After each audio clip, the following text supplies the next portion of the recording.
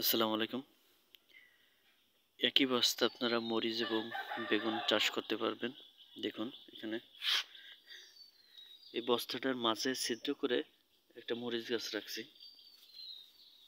সেই গাছটাতে দেখুন কত সুন্দর মরিচ ধরছে।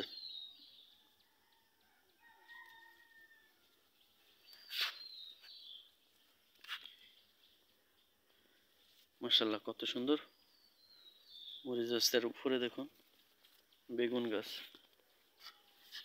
সেখানে কত সুন্দর বেগুন হচ্ছে।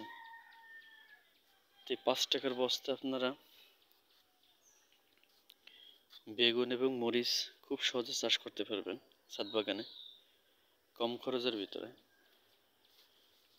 এখানে কত সুন্দর একটা গাছ, মাশাআল্লাহ। তার মাঝ বরাবর একটা মরিচ গাছ, সেখান থেকে মরিচ হচ্ছে। তাহলে মরিচ আর বেগুন একই বস্তার ভিতর পাওয়া যাচ্ছে।